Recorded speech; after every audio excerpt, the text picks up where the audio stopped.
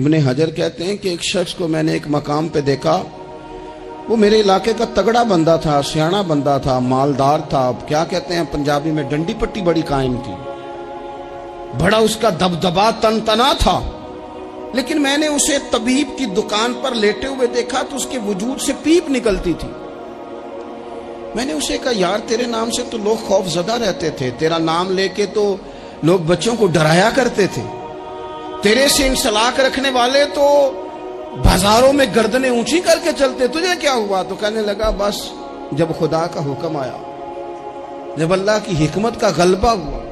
جب تک اس نے ڈھیل دی تو دی،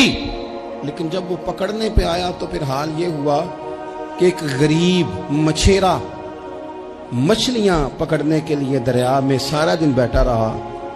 اسے مچھلی نہ ملی، شام کو روئی پڑا کہ مالک میرے تو بچوں کے پاس کھانے کو بھی کوئی شے نہیں، تو ایک مچھلی شام کو بڑی محنت کے بعد ایک بڑی مچھلی اس کے ہاتھ لگی۔ ان دنوں نہ مچھلیاں ملتی تھی نہ گوشت ملتا تھا، وہ بیچارہ ایک مچھلی لے کے جا رہا تھا اپنے گھر کی جانب، تو سامنے اسے میں آ گیا، جو طریقہ ہوتا ہے، کدھر لے کے جا رہے ہو، کہاں سے لی ہے؟ تو کہتے اس نے کہا صاحب مجھے پتا ہے آپ مجھ سے چھین لیں گے، لیکن میرے بچے صبح سے بھوکے ہیں، یہی میرا روزگار ہے، آج مجھے کچھ نہیں میسر آیا، میں نے اس مچھلی کو لیا ہے،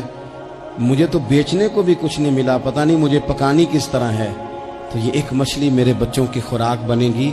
کل لوٹ لینا، پرسوں لوٹ لینا، تمہارا تو کام ہی لوٹنا ہے،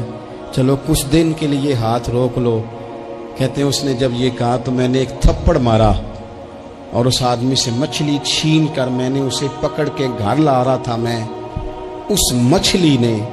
حالانکہ مچھلیاں کاٹا نہیں کرتی، کہنے لگا اس مچھلی نے ناخن پر میرے پورے پر تھوڑا سا کاٹا ہے، اور میں نے کہا کوئی بات نہیں، مچھلی ذرا بڑی تھی، اس نے کاٹ لیا، میں نے تھوڑی سی پٹی باندھی اور گھر والوں کو کہا مچھلی پکا دیں، انہوں نے پکائی کھائی، کچھ پتہ ہی نہیں تھا، 2-4 دن گزرے ہیں تو زخم آگے بڑھنے لگا ہے، طبیب کو دکھایا ہے تو اس نے کہا یہ تو انگلی کاٹنی پڑے گی، کہتا ہے وہ انگلی کٹوائی، 1 ہفتہ نہیں گزرا تھا کہ زخم آگے بڑھا، تو پھر وہ ہاتھ کی طرف بڑھا تو میں نے جا کے دکھایا تو اس نے کہا ہاتھ بھی کاٹنا پڑے گا، سارا بازو کٹوا چکا ہوں، رات کو نیند نہیں آتی، ایک لقمہ پیٹ میں نہیں گزرتا، میرے بچے، میرے بھتیجے، میرے بھائی، میرے عزیز گلی گلی اس غریب کو ڈھونڈتے پھرتے ہیں جس کا نام بھی ہم کوئی نہیں جانتے، تھک گئے تلاش کر کر کے، خدا جانے کہاں چھپ گیا اللہ کی اتنی بڑی زمین میں، وہ ملتا نہیں، میں سو نہیں پاتا۔ کہنے لگے شیخ میرے لیے دعا کر دو، مجھے کچھ نہیں چاہیے، بس وہ مجھے مل جائے اور میں اس سے نا معافی لے لوں، بس وہ مجھے معاف کر دے، 2 جملے معاف، جیسے بھی ہوگا میں منا لوں گا، بندہ درکار ہے۔ ابن حجر نے لکھا ہے، کہتے ہیں وہ تڑپتا رہا، روتا رہا، آہوزاری کرتا رہا، میں نے بھی اس کے لیے دعا کی کہ اللہ کرے وہ شخص تجھے مل جائے۔ پھر کچھ دنوں کے بعد مجھے کسی نے بتایا کہ مر تو گیا ہے تڑپ کے،